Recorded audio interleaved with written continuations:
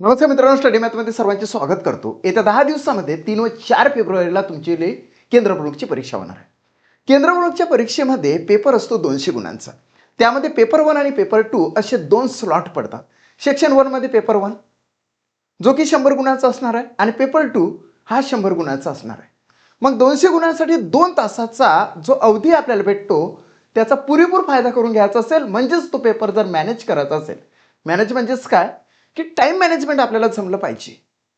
त्या ठिकाणी पेपर 1 मध्ये नेमकं काय येतं तर त्या ठिकाणी verbal and non verbal reasoning येतं.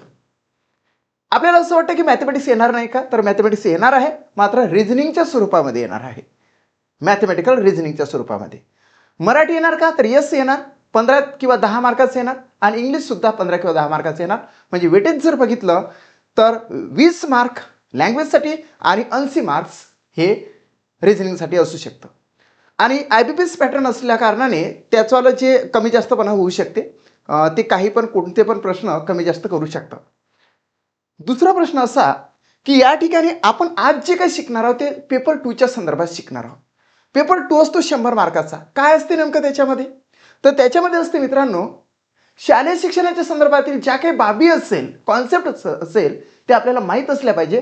त्या संदर्भातील प्रश्न हे डायरेक्टली थिअरॉटिकल विचारलं जाईल किंवा किंवा उपविचनात्मक विचारलं जाईल. म्हणजे 100 मार्क्स हे आपल्यासाठी खूपच इम्पॉर्टंट आहे, जे की शालेय शिक्षणाच्या संदर्भातील बाबींच्या संदर्भात आहे. त्या बाबी म्हणजेच काय, तर आपण त्याला कॉन्सेप्ट्स असं नाव देऊ. काय देऊ? कॉन्सेप्ट्स.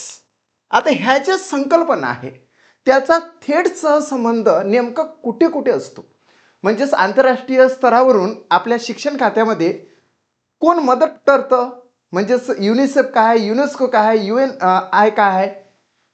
त्याच्यानंतर आपल्या शाळेमध्ये प्रत्यक्षरित्या कोणकोणत्या योजना राबवल्या जातात, मध्यान्ह भोजन योजना कोणती आहे, या सगळ्या गोष्टी सोबतच आपलं जे दप्तर आहे, म्हणजे आपलं जे कार्यालय आहे, त्या संदर्भातील सर्व माहिती आपल्याला पाहिजे. वेगवेगळ्या प्रकारची ॲप्स आहेत ते आपल्याला माहीत पाहिजे, योजना आहेत ते आपल्याला माहीत पाहिजे, जे काही GR येतात त्याच्याबद्दल आपल्याला माहिती पाहिजे. म्हणजे हे 100 गुण तुमच्यासाठी खूपच इम्पॉर्टंट आहे. म्हणून मी काय केलं की ह्या ज्या कॉन्सेप्ट्स आहे त्या 111 कॉन्सेप्ट्स मिनिमम त्या बरोबर शोधून काढल्या. शालेय शिक्षणाच्या संदर्भातील 111 कॉन्सेप्ट काढलेल्या आहे. आपण काय करणार आहोत, आपल्याला 111 कॉन्सेप्ट तर पूर्ण करायचंच आहे, मात्र आपण रिव्हर्समध्ये जाणार आहोत. म्हणजेच काय, पहिली जे कॉन्सेप्ट असेल त्याला आपण 111वी कॉन्सेप्ट म्हणू, दुसऱ्याला 110वी, असं करत करत शेवटची आपल्याला एक ही कॉन्सेप्ट असेल. आज आपण काय शिकणार आहोत, तर शिक्षण क्षेत्रातील प्रमुख संस्था जी आहे त्याच्या रचना काय आणि कार्य काय आहे. शिक्षण क्षेत्रातील प्रमुख संस्था म्हणजेच भरपूर साऱ्या संस्था आहे, परंतु आपण सुरुवात केलेली आहे ते म्हणजे युनिसेफ पासून. आता मित्रांनो या ठिकाणी युनिसेफ आहे बघा. युनिसेफच्या संदर्भातील प्रश्न विचारले जातात, मात्र त्याची थिअरॉटिकल माहिती आपल्याला घ्यावी लागेल.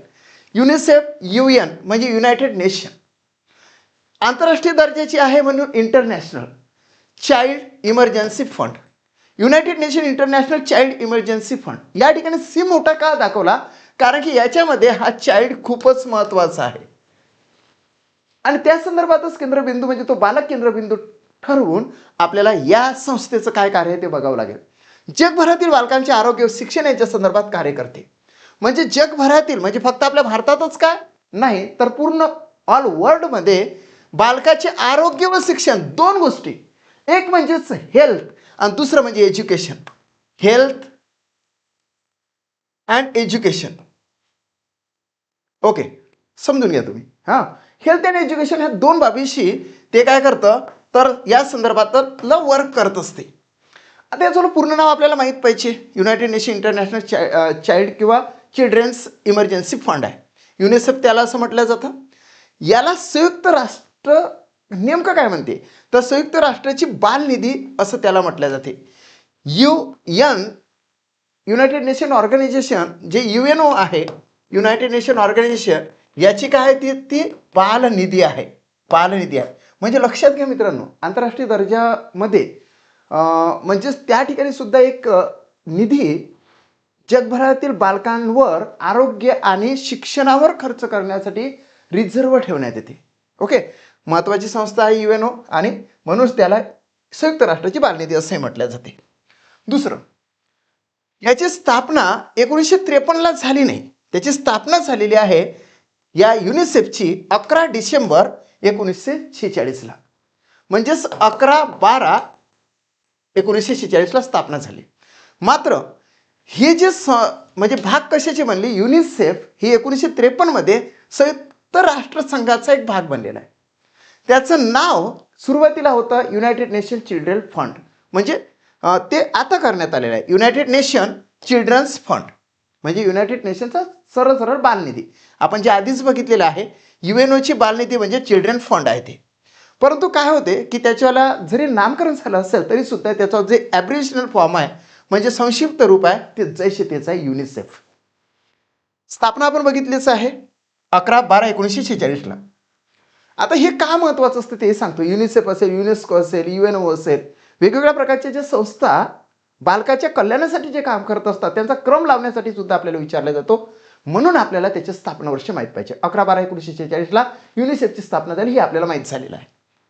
दुसरं, या संस्थेच्या कार्यकारी मंडळामध्ये किती सदस्य असतात, म्हणजे युनेस्कोमध्ये किती असतात, या ठिकाणी किती असतात याचा डिफरन्स आपल्याला माहीत पाहिजे. तर 3 डझन म्हणूया आपण, 32-36 सदस्य असतात आणि प्रत्येकाचा कालावधी हा 3 वर्षाचा असतो. ठीक आहे, पुढे जाऊया. आता दुसरं एक आहे, याचा मुख्य उद्देश काय आहे, युनिसेफचा मुख्य उद्देश काय आहे. जे देश परकीय आक्रमणाला बळी पडले आहेत अशा देशाची मुलांना सहाय्य करणे. म्हणजे काय होतं, एका देशाचं दुसऱ्या देशाशी काही पटत नाही, त्याचं याच्याशी काही पटत नाही, काहीतरी खटके उडत राहतात. अशा वेळेस ते युद्धामध्ये म्हणजे युद्ध सुरू होते, परंतु त्या युद्धामध्ये निष्पाप बळी जातात.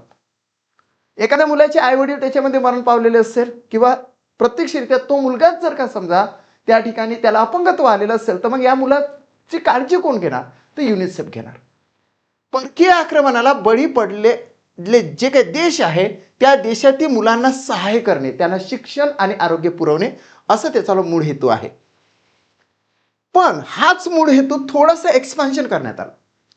जे युएनओची जनरल असेंब्ली म्हणजेच आमसभा जी होती त्याच्यामध्ये आणखी काय ॲड करण्यात आलं की विकसनशील देशातील युद्ध व नैसर्गिक आपत्ती, जे काही परकीय आक्रमणाला बळी पडलेले जे काही देश आहेत ते तर आपण घेणारच आहोत, परंतु जे विकसनशील देश आहे जसं की भारत देश विकसनशील आहे, तर विकसनशील देशातील युद्ध व नैसर्गिक आपत्ती होऊ शकते, फ्लड येऊ शकते म्हणजे पूर, भूकंप आला, जर का लँडवर भूकंप आला तरी हानी होते, समुद्रामध्ये भूकंप आला तरी सुद्धा सुनामी होते म्हणजेच हानी होते शेवटी.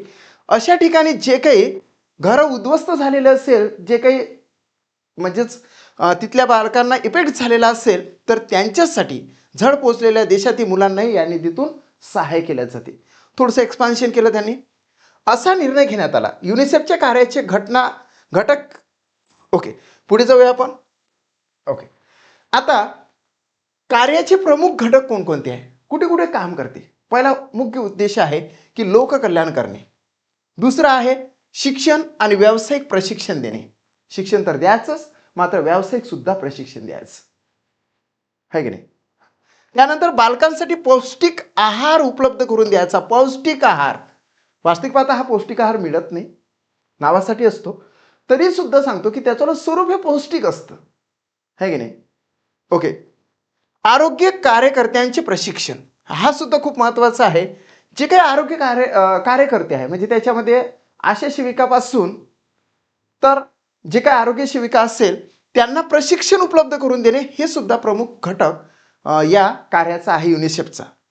आरोग्य केंद्राची स्थापना करणे, आता हे खूप महत्त्वाचं, म्हणजे 2 गोष्टी आपण सांगितलेल्या होत्या, शिक्षण आणि आरोग्य अशा 2 बाबींवर भर देणारी संस्था म्हणजे युनिसेफ.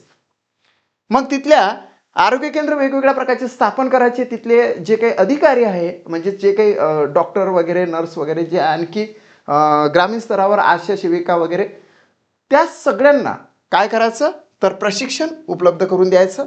बालकांना शाळेमध्ये का असे ना की कुठे असो पौष्टिक आहार मिळालाच पाहिजे, ते पौष्टिक आहार उपलब्ध करून द्यायचा. शिक्षण आणि व्यावसायिक प्रशिक्षण उपलब्ध करून द्यायचं. एकंदरीत लोककल्याण साधायचं, असा मूळ उद्देश या युनिसेफचा आहे. संयुक्त आणि हा सुद्धा खूप महत्त्वाचा आहे. 1979 हे वर्ष आंतरराष्ट्रीय बालक वर्ष म्हणून साजरे करण्यात आले. आपण एकच पाठ करतो की बालदिन केव्हा आहे, 14 नोव्हेंबर आहे की नाही.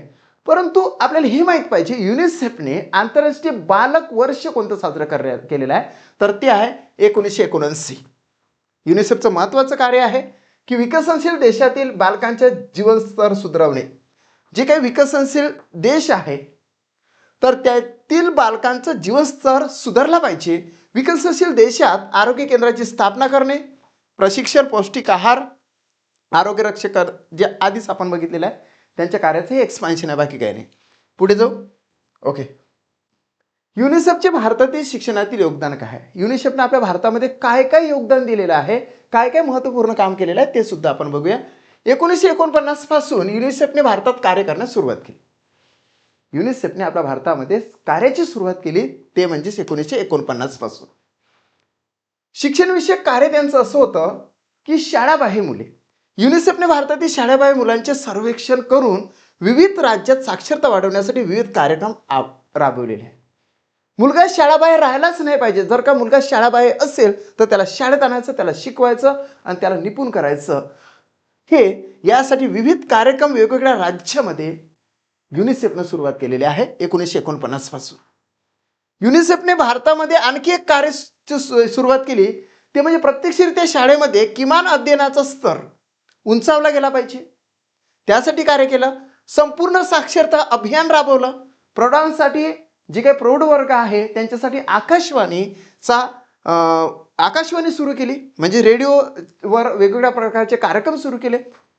इत्यादींसाठी मोलाचे सहकार्य केलेले आहे. शाळाबाह्य सर्वेक्षण करून त्या मुलांना शाळेमध्ये आणलं, त्यांना शिकवलं. हे कार्य युनिसेफचं महत्त्वाचं आहे. किमान अध्ययनाचा स्तर, संपूर्ण साक्षरता अभियान आणि प्रौढांसाठी आकाशवाणी हे महत्त्वाचे कार्य याच्यावाले आहे. ठीक आहे. युनिसेफने 1992 मध्ये विविध राज्यामध्ये जिल्हा स्तरावर बघा 1992 मध्ये, आपण तर 1949 पासून सुरुवात केली, परंतु आता 1992 मध्ये वेगवेगळ्या राज्यामध्ये जिल्हा स्तरावर DPEP हा कार्यक्रम राबवलेला आहे. आता DPEP म्हणजेच काय, तर या ठिकाणी district primary education programme. District primary education programme म्हणजेच या ठिकाणी प्राथमिक शिक्षण प्रशिक्षण कार्यक्रम हा भारत सरकारने जिल्ह्यामध्ये राबवलेला आहे. त्यानंतर बिहार असेल, आंध्र प्रदेश असेल, UP म्हणजे उत्तर प्रदेश असेल, या ठिकाणी शिक्षण विषयक अनेक प्रकल्प युनिसेफने राबवलेले आहे.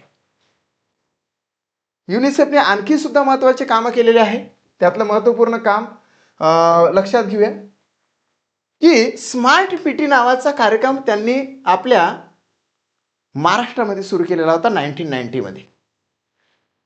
प्राथमिक शिक्षण समृद्धी प्रकल्प आपल्या महाराष्ट्रामध्येच यवतमाळ जिल्ह्यामध्ये सर्वप्रथम 1997 मध्ये प्राथमिक शिक्षण समृद्धी प्रकल्प राबवलेला आहे युनिसेफने.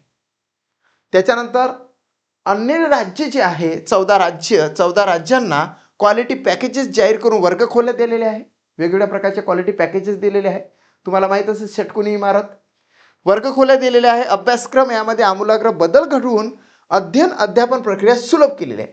अभ्यासक्रमामध्ये सुद्धा सुचवलं की अशा प्रकारचा तुम्ही अभ्यासक्रम घेऊ शकता, त्याच्यामध्ये सुद्धा त्यांनी हातभार लावलेलाच आहे.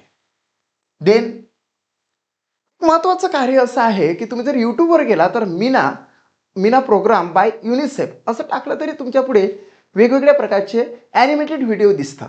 त्याच्यामध्ये मीना हा आकाशवाणीवरील मुलींच्या शिक्षणाचे महत्त्व पटवून देणारा कार्यक्रम सुरू केला. मुलींच्या शिक्षणाचे महत्त्व पटवून देणारा कार्यक्रम सुरू केलेला असेल तर तो कोणी, तर युनिसेफने. ओके, युनिसेफने. आणि या ठिकाणी बघा मीना हे मुलीचं कॅरेक्टर आहे. त्यानंतर युनिसेफने महाराष्ट्रातील अनेक आदिवासी मुलांना शिक्षणाच्या संधी उपलब्ध करून दिलेल्या आहे.